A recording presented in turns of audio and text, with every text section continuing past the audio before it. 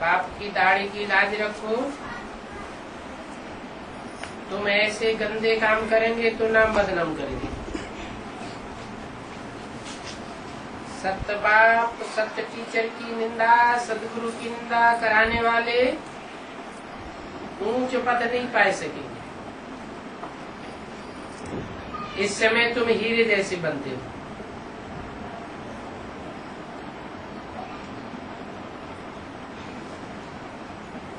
तो कौड़ियों की पिछाड़ी क्यों पड़ना चाहिए? बाबा को साक्षात्कार हुआ तो झट कौड़ियों को छोड़ दिया। अरे 21 जन्मों के लिए बादशाही मिलती है, फिर ये क्या करेंगे? सब कुछ दे दिया। हम तो विश्व की बादशाही लेते हैं। ये भी जानते हो विनाश होना है। अगर अभी पढ़ाई नहीं पढ़ी तो टू लेट हो जाएंगे, फिर पछताना पड़ेगा।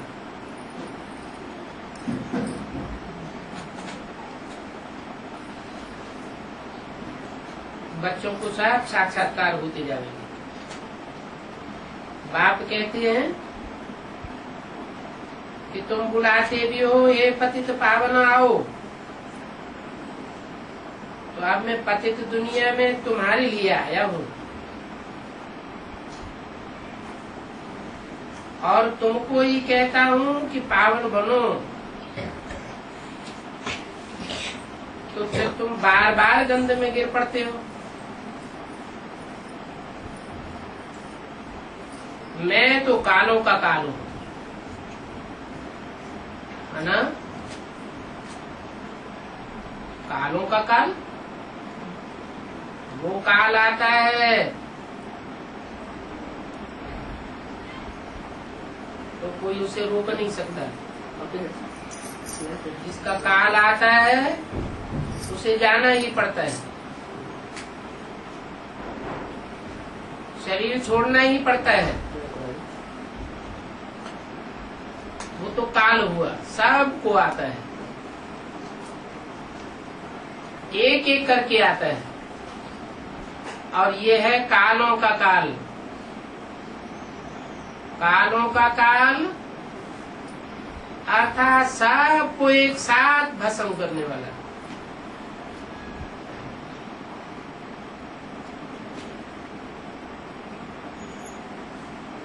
सबको ले जाता है। स्वर्ग में जाने के लिए बाप आकर रास्ता बताते हैं, नालिश देते हैं कि ये सृष्टि चक्र कैसे फिरता है। ये बेहद की नालिश है,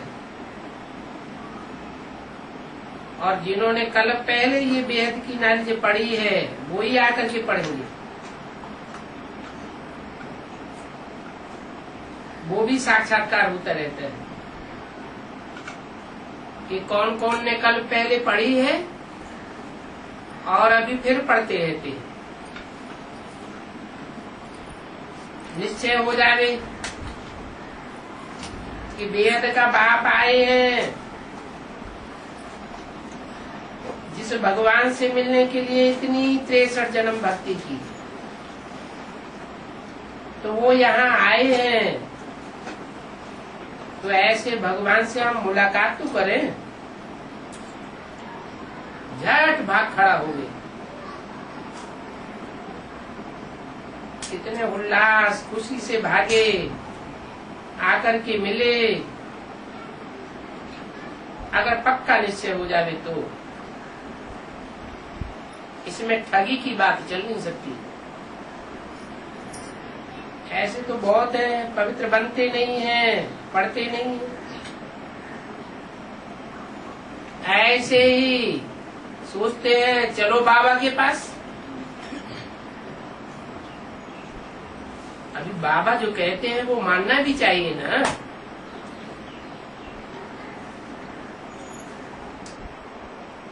सोच लेते हैं मैं जाता हूँ बाबा के पास, नियम कुछ भी पालन नहीं करते। ऐसे भी ठग घूमने फिरने के लिए यहाँ आ जाते हैं।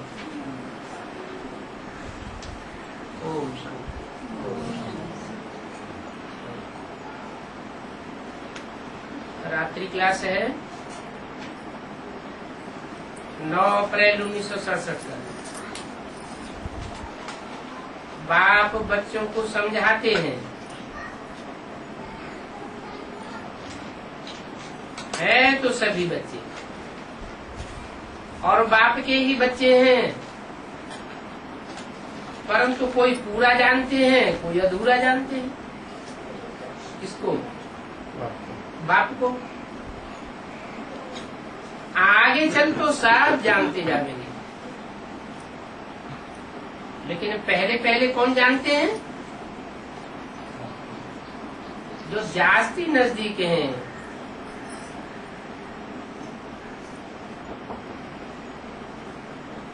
राम बाप को कहा जाता है।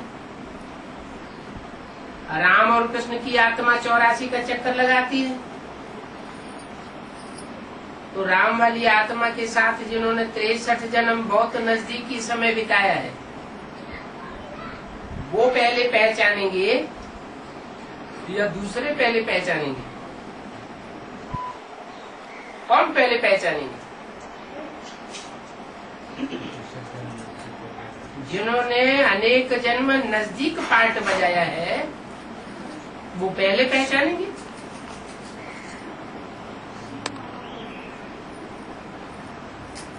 आगे चलकर के ये सब बातें जानते जाएंगे,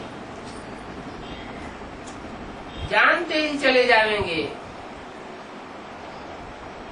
कौन जन्म जन्मांतर के नजदीक है और कौन दूर है। कल पहले भी ऐसे ही हुआ था। कोर्टों में कोई जानते हैं, बच्चे जानते हैं कि हमको फिर से बाप मिला है। इसी का मतलब फिर से मिला है माना है? और हाँ, वो ब्राह्मण फिर से एक अर्थ लगाते क्या है? 5000 साल पहले मिला था और अभी फिर मिला, माने वो राम बाप को पहचानते ही नहीं कि जन्म जन्मांतर मिलते हैं। ये बात उनकी बुद्धि में नहीं आती, तुम्हारी बुद्धि में आती है। कल पहले की बात नहीं है, इसी जन्म की बात है, कलयुग के अंत की बात है। संगम युग में ही हम कल पहले मिले थे, माना शूटिंग पीरियड के पहले मिले, आदि में मिले थे।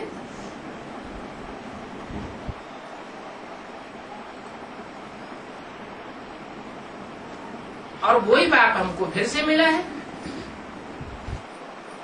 उनकी श्रीमत पर चल करके हम वर्षा ले रहे हैं। ये बात किसके तन में बोली? ब्रह्मा के तन में बोली। ब्रह्मा के तन में बाजू में ही बैठा हुआ था, बोला उनकी श्रीमत पर चलकर हम वर्षा ले रहे हैं। उनकी कह करके किस तरफ इशारा किया? यज्ञ के आदि की तरफ। यज्ञ के आदि में जो था वही बाप फिर भविष्य में प्रत्यक्ष होने वाला है। ये इशारा दिया कि उनकी श्रीमत पर चल करके हम वर्षा ले रहे हैं। आदि संगम युग में बाप स्वर्ग की स्थापना करते हैं, तो जरूर स्वर्ग का मालिक बनाते होंगे।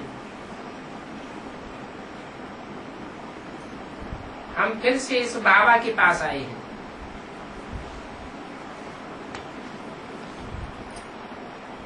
यज्ञ के आदि में भी आए थे और अभी फिर से आए हैं। जैसे हम इस शरीर में हैं, वैसे बाबा भी इस शरीर में है। कहते हैं मैं ज्ञान का सागर हूँ, तब तो तुमको ज्ञान देता हूँ। ये 84 जन्मों का ज्ञान कोई बता ही नहीं सकता।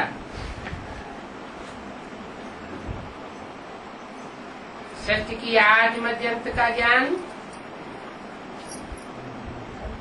कौन जानेगा? वही जानेगा जो षष्ठी रूपी वृक्ष का बीज होगा। ये मनुष्य षष्ठी रूपी वृक्ष है। बीज में सारा झाड़ समाया हुआ होता है। तो बीज में ज्ञान हुआ ना। ऊंचते ऊंच बाप जरूर ऊंचते ऊंच बनाते होंगे।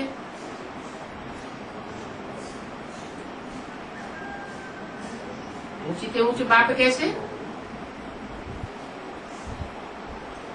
और धर्म पिताएं आते हैं, वो नंबरवार ऊंचे हैं, नंबरवार धर्म स्थापन करते हैं। और ये है ऊंचे ऊंचे बाप जो देवी देवता सनातन धर्म स्थापन करता है। इस सृष्टि पर देवताएं होते हैं सबसे ऊंचे।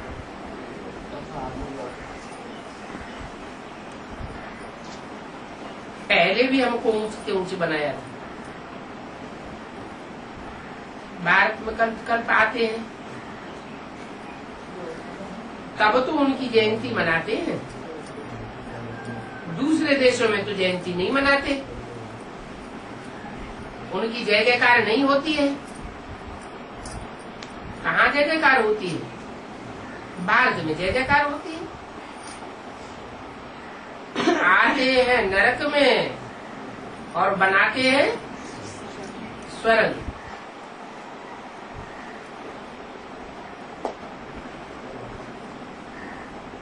बाबा कहते हैं मैं स्वर्ग में आकर स्वर्ग नहीं बनाता हूँ, नरक में ही आता हूँ। दुख की सृष्टि में आता हूँ और सुख की सृष्टि बनाता हूँ। पतित दुनिया में आता हूँ और पावन दुनिया बनाता हूँ। आता ही हूँ पतितों को पावन बनाने के लिए। पावन बना करके पावन सृष्टि का मालिक बनाओ। ऐसे तुम बच्चे कहते हो ना। बाप कहते हैं मैं सबका बाप हूँ।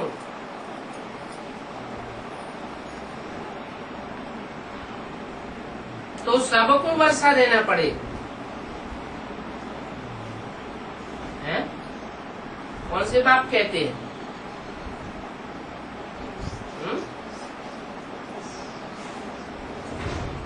बाप तो लौकिक भी हुआ, अलौकिक भी हुआ, पारलौकिक भी हुआ, मनुष्य सृष्टि का बाप भी हुआ।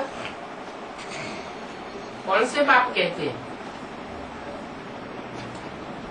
मैं सबका बाप हूँ तो सबको वर्षा देना पड़ेगा।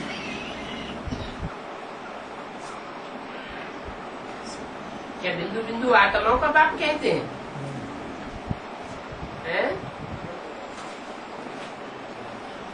बिंदु बिंदु आत्माओं का बाप तो कीड़े मकोड़ों का भी बाप है, उनमें भी बिंदु आत्मा है।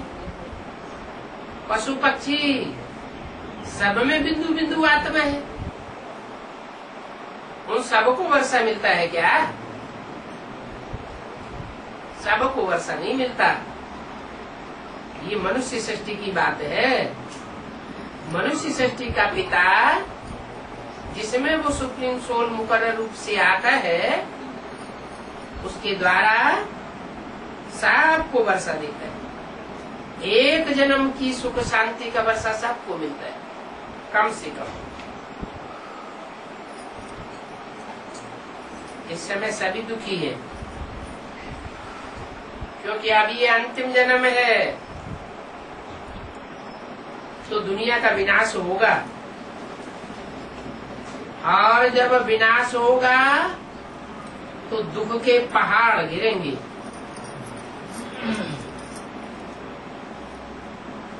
क्या छोटे मोटे दुख नहीं आएंगे? कैसे दुख आएंगे? दुखों का पहाड़ सामने होगा। जरूर दुख के पहाड़ गिरेंगे, इतने करोड़ सब खलास हो जाएंगे, मच्छरों की सद सजावेंगे। कलयुग और सतयुग में रात दिन का फर्क है। कलयुग है रात और सतयुग है दिन। सतयुग में बहुत थोड़े होते हैं,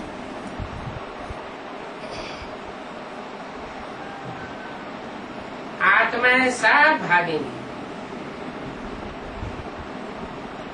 आगे चल करके तुम बच्चों को ये भी साक्षात्कार होगा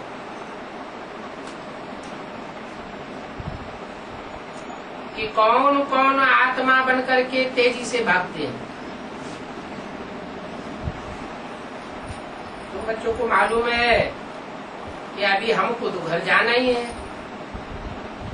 बाप आए हैं सबको ले जाने के लिए,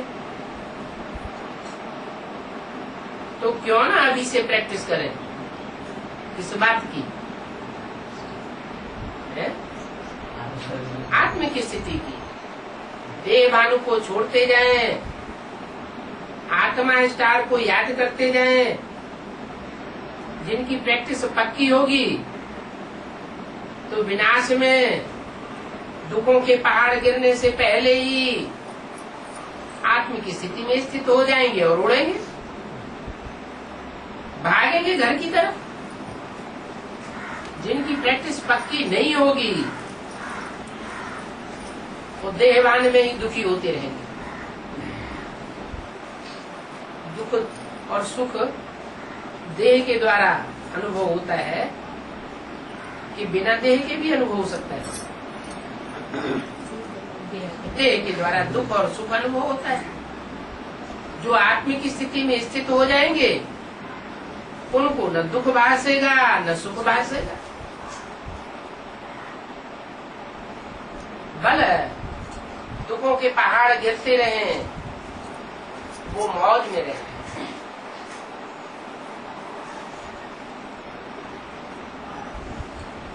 बाप कहते हैं मेरे बच्चे अभी काम शिक्षा पर बैठ करके भस्म हो गए हैं।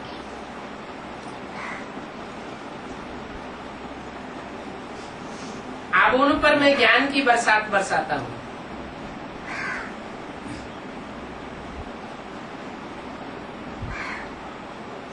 ये कथा किसकी है शास्त्रों में? राजा सगर के 60,000 पुत्र भस्म हो गए।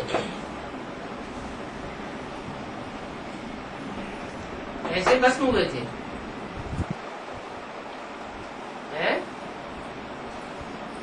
कहते हैं कपिल मुनि ने शाप दिया,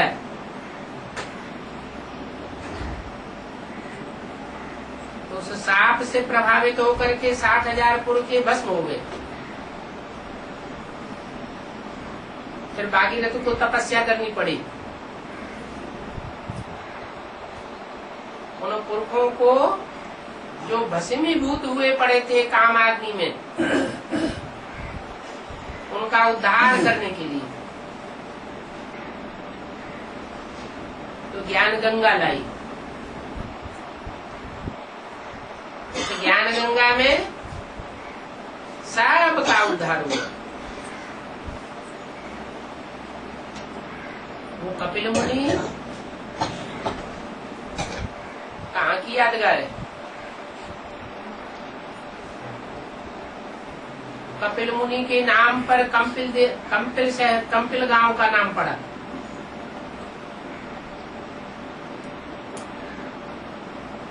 जहाँ 60,000 पुरखे उनकी तपस्या स्थली में भस्म हो गए।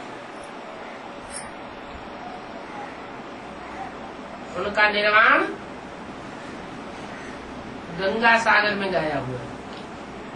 कहाँ है गंगा सागर? कलकत्ता में, जहाँ गंगा नदी सागर में मिलती है।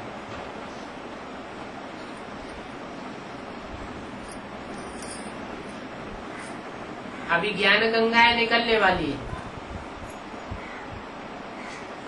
अंत में निकलती हैं ज्ञान गंगाएं।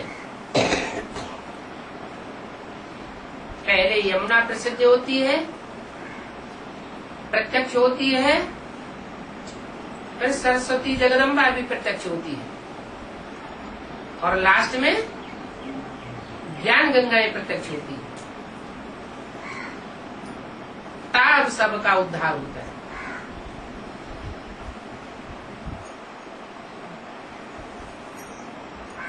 तो मैं भस्म हुए बच्चों के ऊपर ज्ञान बरसाता हूँ। नारद भी भक्त था। नारद बोला कि हम स्वर्ग में चल सकते हैं, स्वर्ग में जाकर के हम लक्ष्मी को वर सकते हैं। तो बोले, उनके सामने आरसी रख दिया।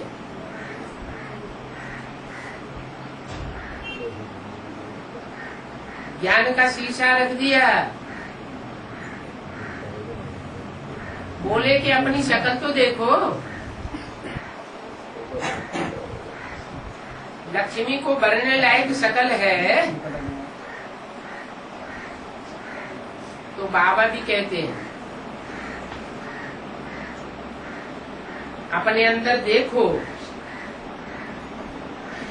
कोई आसुरी गुण तो हमारे अंदर नहीं है।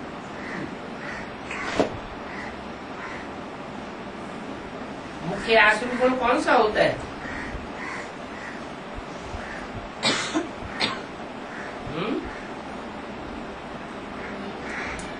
जिसके पीछे सब अवगुण आ जाते हैं।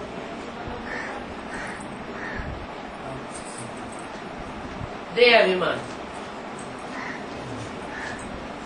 काम, क्रोध, लोभ, मोह, अहंकार आदि तो उसके बाल बच्चे हैं। पहले देह भान आता है, फिर दूसरे विकार आते हैं। तो अपने अंदर देखना है, हमारे में खान पान आदि का कोई अवगुण तो नहीं है।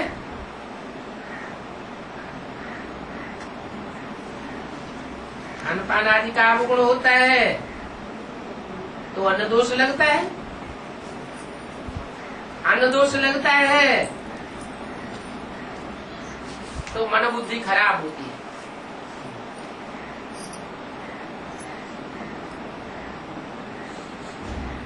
अभी तो तुमको देवताओं जैसा बनना है।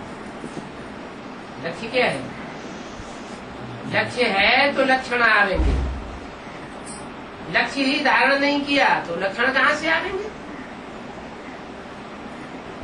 तो अभी तुम्हारी जीवन का लक्ष्य है ना कि हमको नर से नारायण, नारी से लक्ष्मी जैसा देवता बनना है। तो लक्षण भी धारण करना पड़े। क्या लक्षण धारण करने पड़े? पहले खान पान सुधारना पड़ेगा।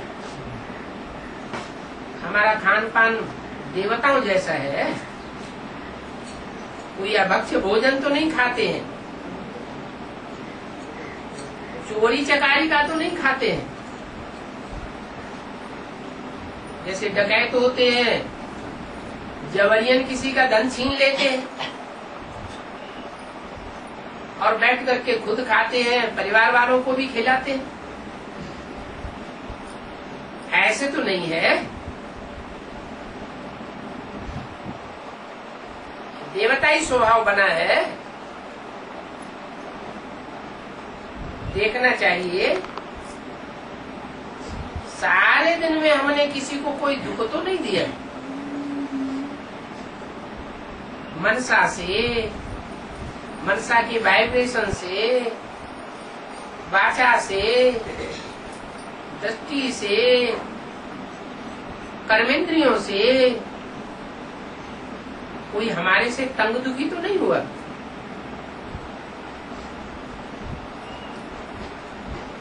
कितना समय बाप को याद किया।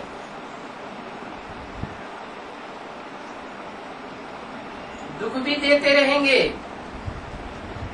और याद भी करते रहेंगे तो रिजल्ट क्या आएगा? बराबर होता रहेगा, जीरो बन जाएगा। देखना है हमने सारे दिन में कितनों को बाप का परिचय दिया। सारी दुनिया को परिचय तो देना है ना, ऐसे नहीं कि हमारे घर परिवार की तो कोई सुनते ही नहीं।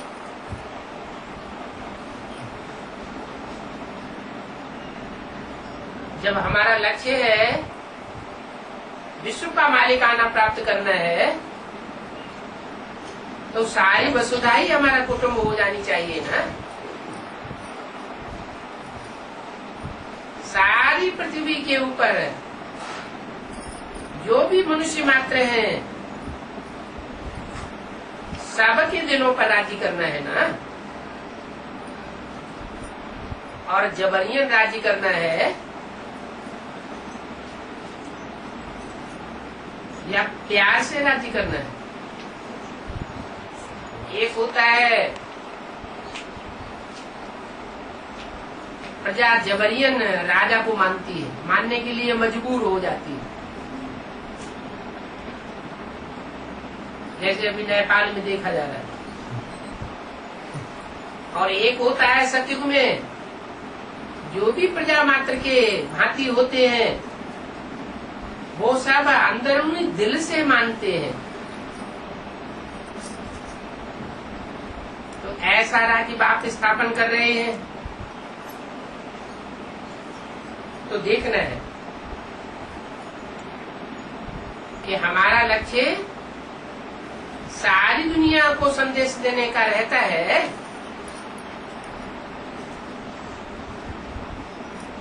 ये अंतिम जन्म है,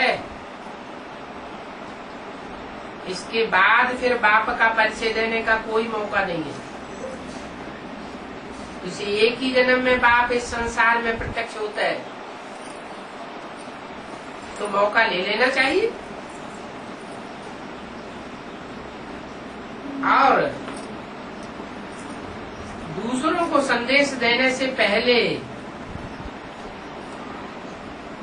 खुद को भी बुद्धि में ये धारण करना है कि हमको बाप के ऊपर कितना निश्चय है। खुद को पक्का निश्चय होगा तो दूसरों से भी दृढ़ता पूर्वक बता सकेंगे, दूसरों का भी फाउंडेशन अच्छा पड़ेगा। खुद पवित्र रहते होंगे तो हमारा संदेश देने से उन आत्माओं के ऊपर भी पवित्रता का संदेश जाएगा। अभी तो सभी की चढ़ती कला होनी है।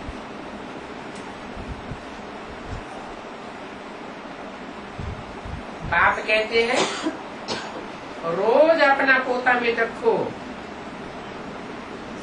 कि कोई के साथ लौन पानी तो नहीं हुआ, सब के साथ खीर खंड होकर के रहे।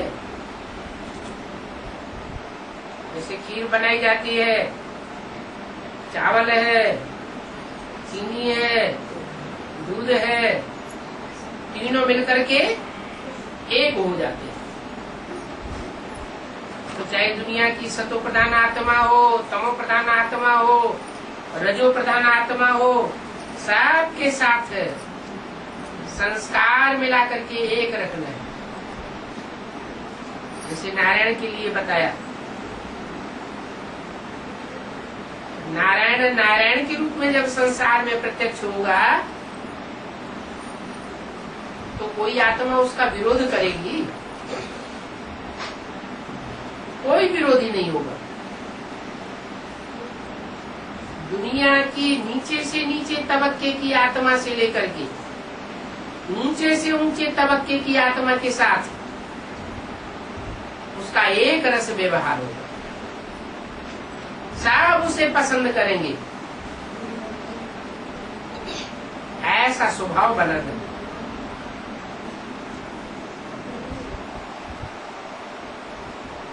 ऊंचे तबक्के वाले के साथ भी रह सकेगा और नीचे तबक्के वाले के साथ भी रह सकेगा। ऐसा अपना स्वभाव संस्कार बनाना है। बाप कहते हैं रोज अपना पोता में देखो, क्योंकि तुम ईश्वरी संतान हो ना।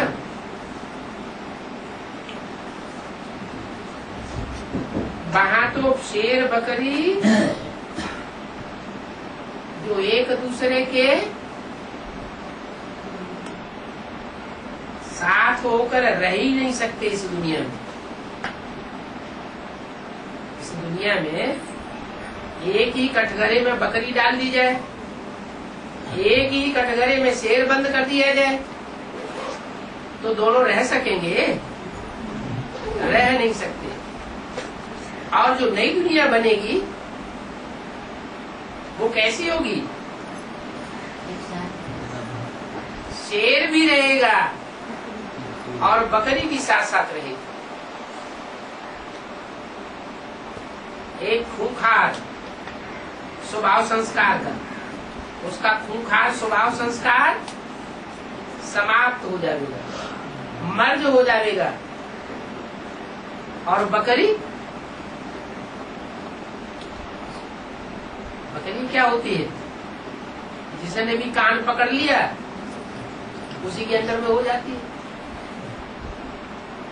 जैसे बताया त्रिमूर्ति में है एक बकरी, एक घोड़ा और एक शेर।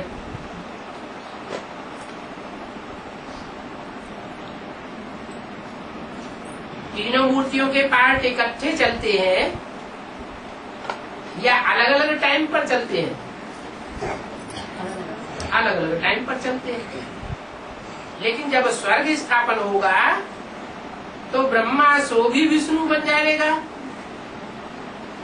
और जो शेर है वो भी बकरी का साथी हो जाएगा। तो तीनों स्वभाव मिलकर के, संस्कार मिलकर के एक जैसे हो जाएंगे। जैसे खीर खंड होता है, ये संसार ही क्षीर सागर बन जाएगा। सर्प जैसी विकारी आत्माओं के ऊपर भी आराम से राज्य करेगा। नेपाल में शेष सैया दिखाते हैं ना, बड़े से बड़ा सांप कौन सा होता है? शेषनाग।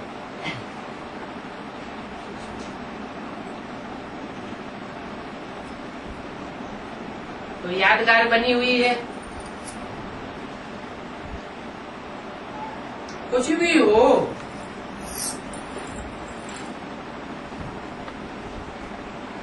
तो याद रखना है कि बाप बैठे हुए हैं। बोल डाल नहीं होना चाहिए, हिम्मत नहीं हारनी चाहिए। बाप आया हुआ है तो जरूर सबके मतभेद निकाल देगा। नहीं तो क्या करते हैं, इनके साथ हमारी नहीं बनती, हम नहीं इनसे बात करते।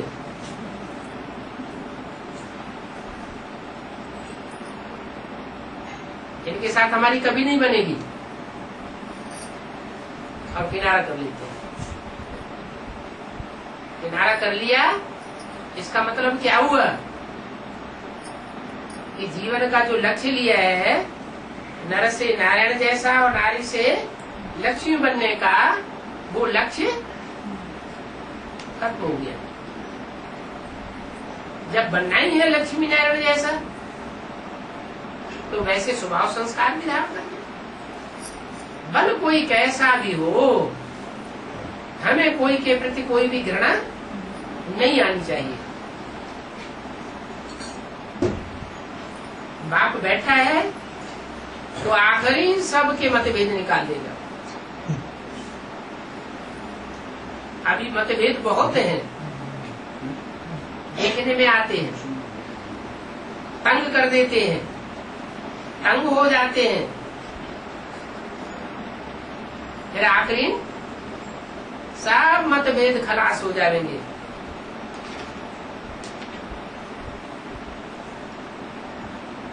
क्योंकि बाप आते हैं ही इसीलिए कि सबके मतभेद खत्म हो जाए। अभी तो तुंडे मत भिन्न, छोटी छोटी बातों में एक बात कहता है तो दूसरी बात कहता है। एक कहता है ऐसा करना अच्छा है, दूसरा कहता है नहीं ऐसा करना अच्छा है। नहीं मानते हैं तो एक दूसरे से लड़ पड़ते हैं, एक दूसरे को छोड़ भी देते हैं,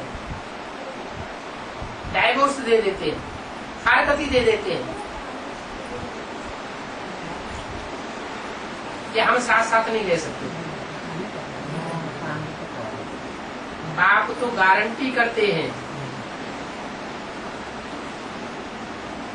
कि मैं तुम बच्चों को देवता बना करके ही जाऊंगा। सब मतभेद खलास हो जाएंगे।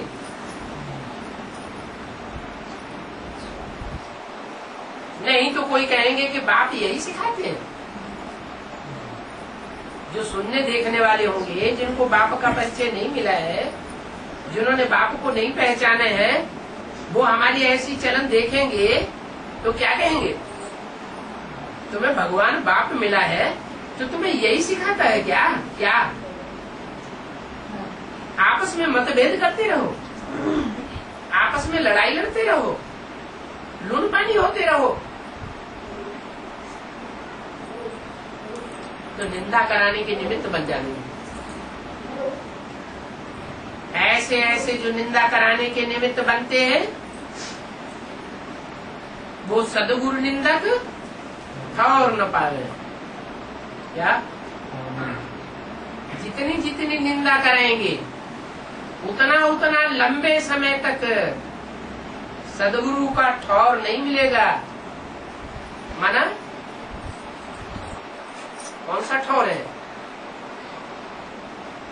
सदगुरु बाप के पास कौन सा ठौर है? वो गुरु लोग भी कहते हैं डराने के लिए, सदगुरु निंदक ठौर न पावे। अब उनके पास तो कोई ठौर है नहीं, है तो अल्पकाल का है, मटपंथ बनाई देते हैं। वो तो एक जन्म की बात हुई, उसमें भी कोई जरूरी नहीं है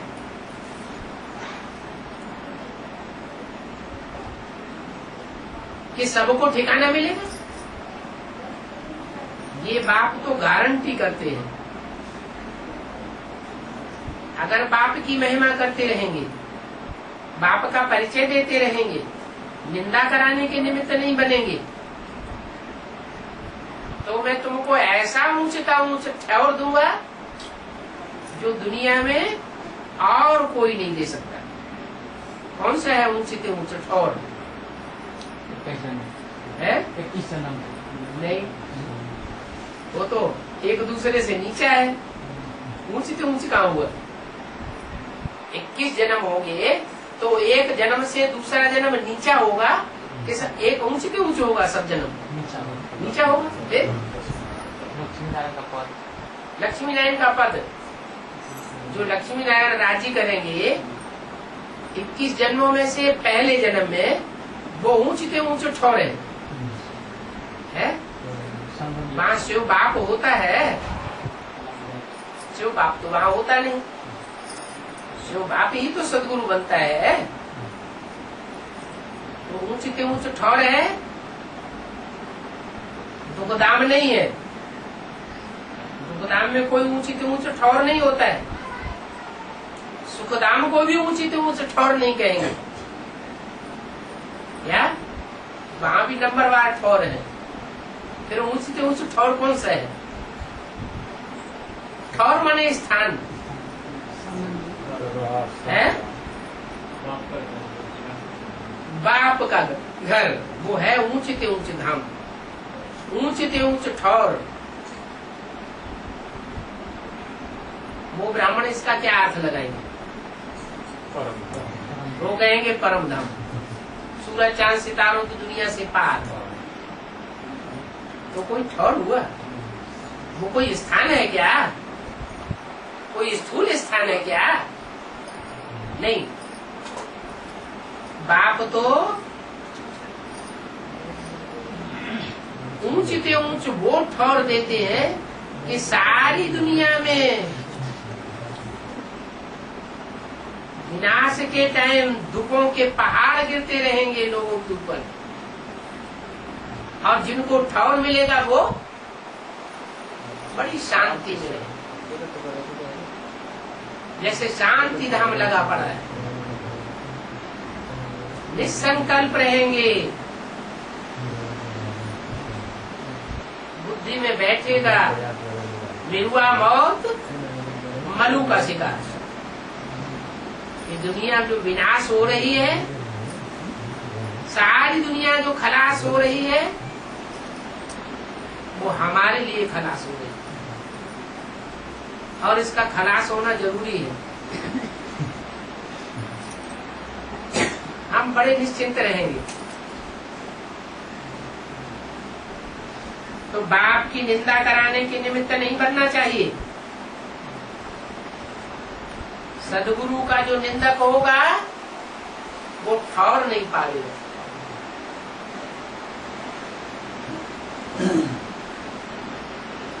दूसरे धर्म में कन्वर्ट होने वाली आत्माएं वो पहले बाप के यहाँ ठौर पावेंगी या नहीं पावेंगी? देवताएं हिंदू बनते हैं, हिंदू बनने के बाद फिर दूसरे धर्मों में कन्वर्ट होते हैं। तो जो दूसरे धर्मों में कन्वर्ट होते हैं वो बाप की, भारत की निंदा कराने के निमित्त बनते हैं या नहीं बनते हैं? नहीं बनते, बनते हैं। ऐसी निंदा कराने वालों को फिर बाप के यहाँ ठौर नहीं मिलता। जितना जास्ती निंदा करावेंगे उतना विनाश के टाइम पर विनाशी धर्म खंडों में ईश्वरीय सेवा करनी पड़ेगी और दुख झेलने पड़ेंगे। इसलिए बाप कहते हैं तुम्हारा सदगुरु तो एक ही है। क्या तुम्हें सच्ची बात बताने वाला एक ही है? जब वो है ही एक, मेरा तो एक शिव बाबा, दूसरा न कोई ठिकाना ही नहीं है। तो बताइए और कौन पे जाओ? कहाँ ठिकाना मिलेगा? जिनकी बुद्धि में ये है वो तो बाप के बगैर रह नहीं सकते। एक ही तुम्हारा सदगुरु। जो दूसरे धर्म में कन्वर्ट होने वाले होते हैं उनका बाप भी दूसरा हो जाता है। दो बाप बना लेते हैं, तीन बाप बना लेते हैं। एक गुरु की जगह दो गुरु, तीन गुरु बना लेते। ब्रह्मा बाबा ने कितने गुरु बना लिए? 12 गुरु बना लिए। तो अनेक गुरु अनेक बाप बनाना अच्छी बात है या खराब बात है? एक की मत पर चलना अच्छी बात है या अनेकों की मत पर चलना अच्छी बात है? एक की मत पर चलना चाहिए। तुम्हारा तो एक ही से गुरु, बाकी जो भी गुरु है वो सब भक्ति मार्ग के गुरु है। क्या भक्ति मार्ग में कहते हैं ना, गुरु ब्रह्मा गुरु विष्णु गुरुदेवो महेश्वर, और फिर गुरु साक्षात परम ब्रह्म तस्मै श्री गुरुवे नमः। वो तो जानते नहीं है कि जिसको नमन किया जाता है वो बिंदी को नमन किया जाता है कि वो बिंदी साकार में आती है तब नमन किया जाता है। नमन करना माना सर झुकाना, श्रीमत पर चलना। क्या सर झुकाना अर्थ अपनी बुद्धि को सरेंडर कर देना। ऐसे नहीं कि हाथ जोड़ के सर झुका लिया, पांव छू लिए तो सर झुकाना हो गया, नमन करना हो गया। नहीं, नमन करने का वेद का अर्थ क्या है? वेद का अर्थ है मत पर चलना। जैसी श्रीमत मिली है वैसे ही करना।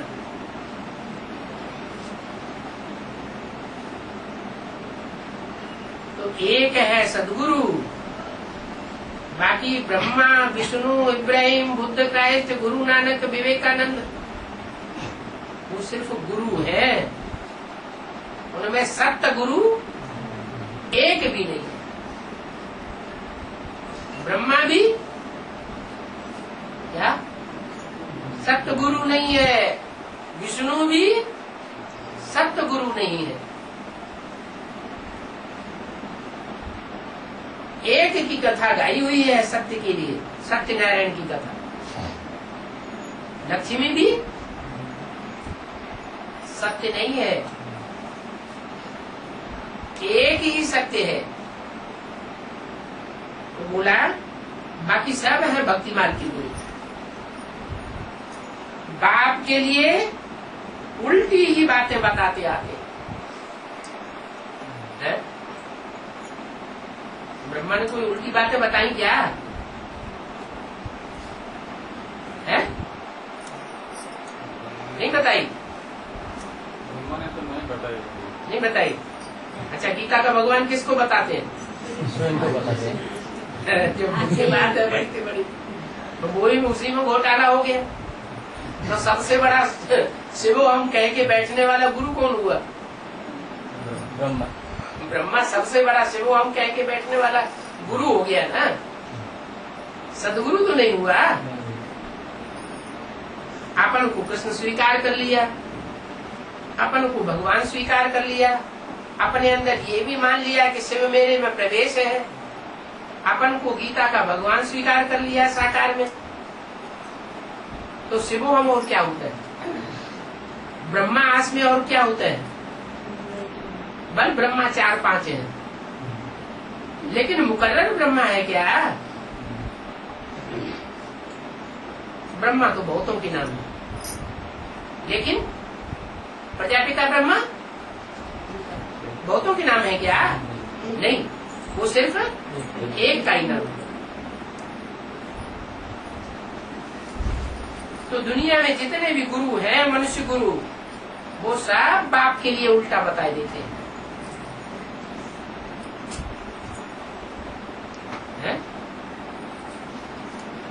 जो गुरु बन करके बैठते हैं,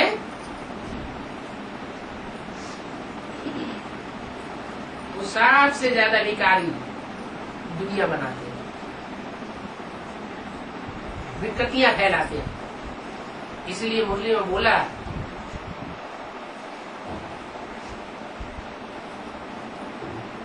दुश्मन कौन? तुम्हारे दुश्मन कौन है? जरूर कहेंगे ये गुरु लोग।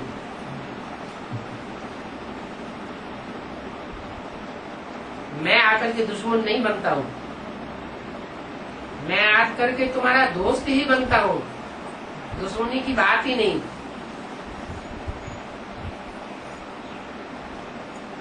तुम यहाँ आए हो बाप से वर्षा लेने के लिए, है? तुम आए हो, ये नहीं आया है? गुरु लोग आते हैं यहाँ बाप से वर्षा लेने के लिए। जो गुरु बन करके बैठते हैं, शिवो हम बन करके बैठते हैं, वो यहाँ वर्षा लेने के लिए आते हैं? आ ही नहीं सकते। अच्छा, बड़े से बड़ा गुरु कौन है फिर? जो बड़े से बड़ा मनुष्य गुरु है वो कौन है? अरे तुम्हारे दादी के सामने ये कैसे पहुंचेगी? बड़े से बड़ा गुरु सालू ने बताया ब्रह्म गुरु, तो वो यहाँ नहीं आता क्या? वो पढ़ाई पढ़ने के लिए नहीं आता है? वो बड़े से बड़ा देहधारी धर्मगुरु बन करके बैठता है दुनिया में, और ब्राह्मणों की संग भी दुनिया में भी, वो यहाँ पढ़ाई पढ़ने के लिए नहीं आता, वर्षा लेने के लिए नहीं आता है? आता तो है, लेकिन साकार शरीर से नहीं आता है। उनका तो शरीर ही छूट गया। तो जिनका शरीर छूट गया, वो तो जरूर इस दुनिया में तो वर्षा पानी की बात ही नहीं। वो क्या इस दुनिया में बाप से विश्व की बादशाही का वर्षा पावेंगे क्या? ब्रह्मा जैसी आत्मा है जो प्रवेश करके पार्ट बजाती है, इंस्पिरेटिंग पार्टी वाली आत्मा है जो प्रवेश करके पार्ट बजाती है एडवांस पार्टी में, वो इस जन्म इस दुनिया में सुप्रीम सोल बाप से डायरेक्ट वर्षा लेंगे क्या?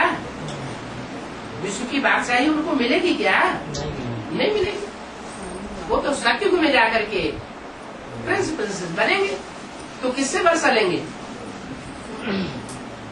जब प्रिंस प्रिंसेस बनेंगे तो वो किससे वर्षा लेंगे? सुप्रीम सोल बाप से वर्षा लेंगे क्या? अरे उनको वर्षा किससे मिलेगा? अरे संगमयुगी लक्ष्मी नारायण से वर्षा मिलेगा। और किससे मिलेगा? जो सत्युग में राधा कृष्ण जन्म लेंगे उनको वर्षा किससे मिलेगा? प्रैक्टिकल में अपने माँ बाप से मिलेगा। तो तुम यहाँ आए हो बाप से वर्षा लेने, यह और इसके फॉलोअर बाप से वर्षा लेने के लिए यहाँ नहीं आते। क्या उनकी बुद्धि में बैठा हुआ है कि जैसे ब्रह्मा बाबा ने शरीर छोड़ दिया वैसे हम भी शरीर छोड़ देंगे और मुक्त हो जाएंगे।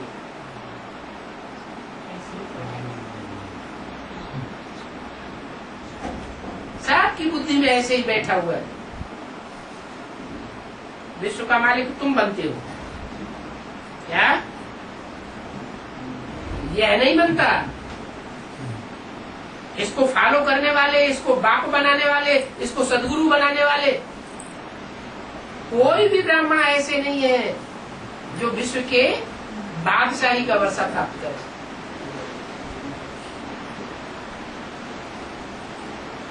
तुमको विश्व की बादशाही का वर्षा मिलता है? अरे तुम कहेंगे विश्व की बादशाही का वर्षा एक को मिलेगा या सबको मिलेगा?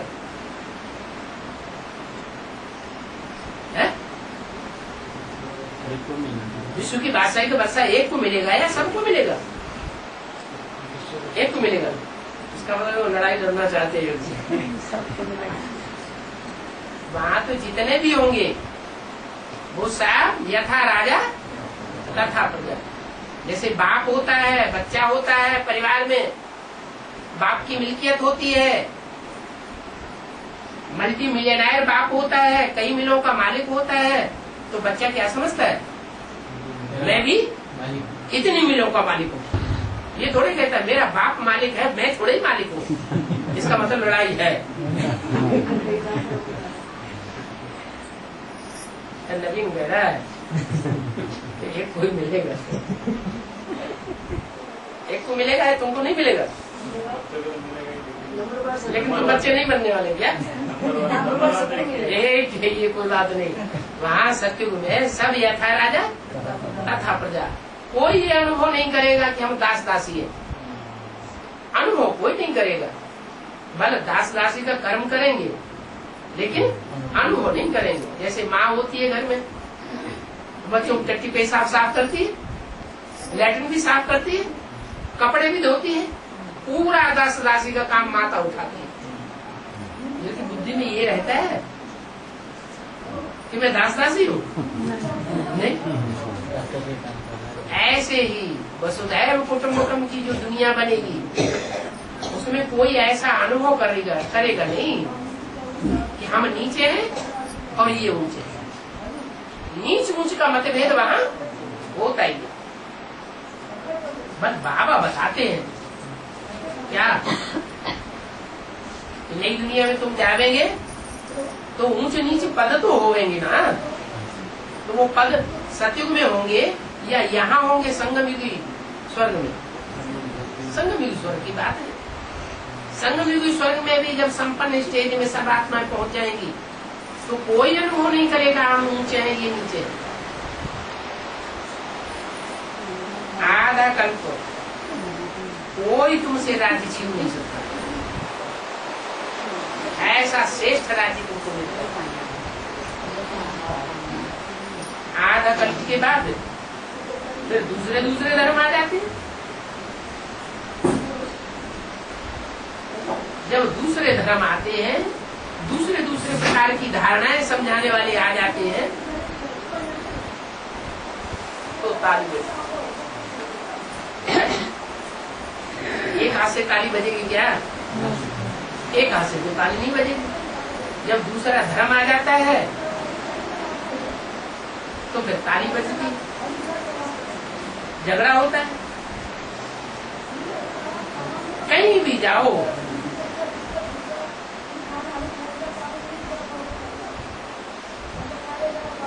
तुम्हारी बुजुर्ग की पॉकेट में क्या पड़ा हुआ होना चाहिए?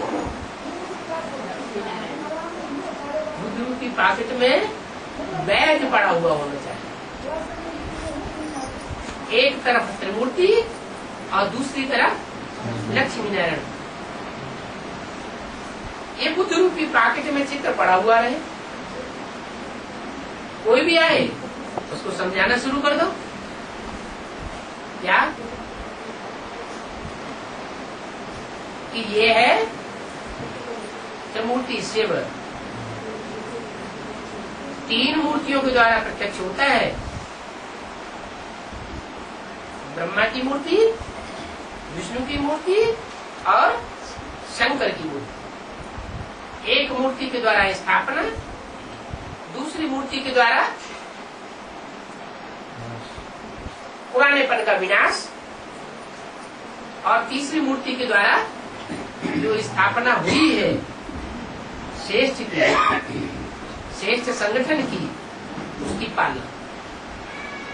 ये तीनों मूर्तियां कौन कौन है उनका पूरा पूरा परिचय तुम बैज में दे सकते हो।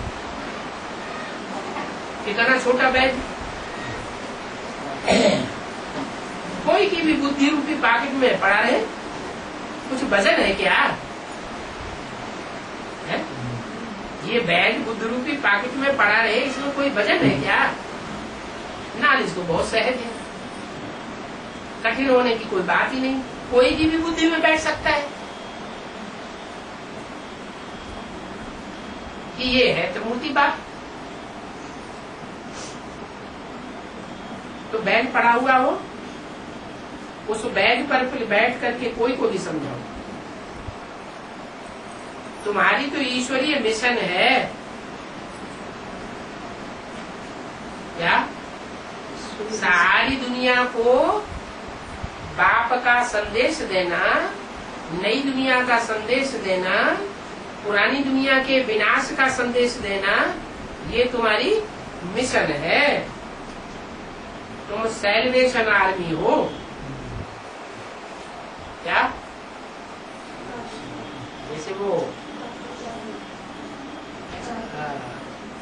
समुद्री जहाज होता है और समुद्री सेना होती है।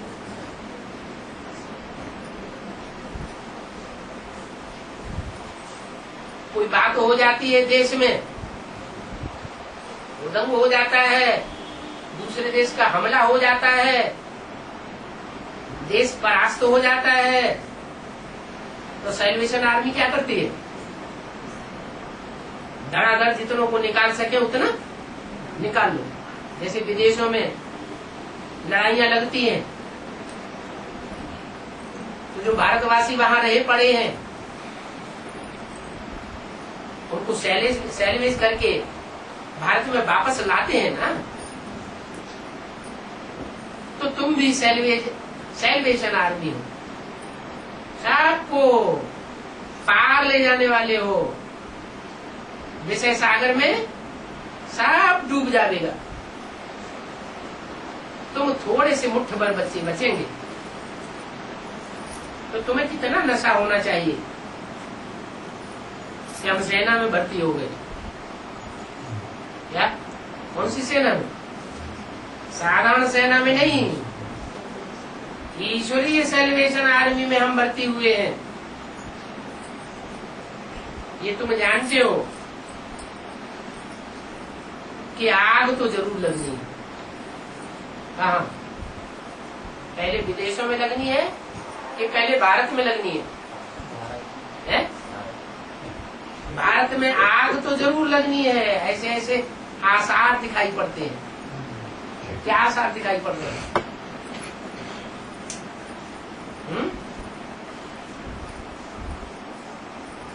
भारत में जितना भाषाओं को लेकर के झगड़ा है, इतना दुनिया के कोई देश में इतना झगड़ा नहीं। सभी देशों की अपनी अपनी भाषा है, राजभाषा, राष्ट्रभाषा, एक ही भाषा। और यहाँ हिंदुस्तान में अनेक भाषाएं, कोई अपनी भाषा छोड़ने के लिए तैयार नहीं। बंगाल वाले अपनी बंगाली छोड़ने के लिए तैयार नहीं, मलयालम वाले मलयालम छोड़ने के लिए तैयार नहीं, तमिलियन अपनी तमिल भाषा छोड़ने के लिए तैयार। छोड़ना तो दूर रहा, हिंदी से नफरत करते हैं। क्या हिंदी भाषा नहीं चलेगी? वो लोग अपना साइन बोर्ड भी निकाल के फेंक देते हैं। कितना झगड़ा लगा पड़ा है। फिर जातिवाद जितना भारत में फैल रहा है, इतना दुनिया के कोई भी देश में इतना जातिवाद नहीं फैल रहा। मुसलमान होंगे तो साफ मुसलमान बड़े आपस में प्यार से रहें। ज्यादा से ज्यादा 2 कैटेगरी हो जाती है उनकी, सुन्नी और शिया। और यहाँ हिंदुस्तान में कितनी जातियां? ढेर जातियां। तो ढेर मतभेद हो जाता है। आज की जो राजनीतिक पार्टियां हैं वो भी जातिगत आधार पर लड़ाई लड़ती है। और हिंदुस्तान में जितनी राजनीतिक पार्टियां हैं उतनी किसी भी देश में राजनीतिक पार्टियां नहीं होती। तो झगड़ा भी बहुत जबरदस्त। स्टेटिज्म, जितने भारत में सूबे हैं, स्टेट, वो स्टेट सब आपस में लड़ते झगड़ते रहते। हमारी नदी का पानी तुमने क्यों ले लिया? ये हमारे राज्य का पानी है, हम तुम्हें नहीं देंगे। पानी के ऊपर ही लड़ाई। तो भारत में आग लगी हुई है, चारों तरफ से चिंगारी सुलग रही है। कब कहां वो चिंगारी आग का रूप धारण कर ले, कोई ठिकाना नहीं। बाबा ने तो हमें बताई दिए है। पापाचार बढ़ता जा रहा है। भक्ति मार्ग में कहते हैं जब राजा ज्यादा पापाचारी हो जाता है तो उसके देश में अकाल पड़ता है। तो ये अकाल और भूखमरी सबसे पहले पड़ेगी। एक बूंद पानी का नहीं मिलेगा, पीने योग्य पानी, और अनाज नहीं मिलेगा। लड़ाई छिड़ जाएगी दूसरे देशों के बीच में। अभी तो अनाज फिर भी आ रहा है, फिर क्या होगा? यहाँ गरीब तबक्का ज्यादा है या रईस लोगों को तबक्का ज्यादा है? हिंदुस्तान में, नेपाल में ज्यादा तबक्का कौन सा है? ज्यादा जनसंख्या गरीबों की। उन्हें जब खाना नहीं मिलेगा, पानी नहीं मिलेगा तो क्या करेंगे? मारामारी कर लेंगे, जबरदस्ती हमला करेंगे और छीनेंगे, जब्ती करेंगे। उसी में लड़ाई शुरू हो जाएगी। ओम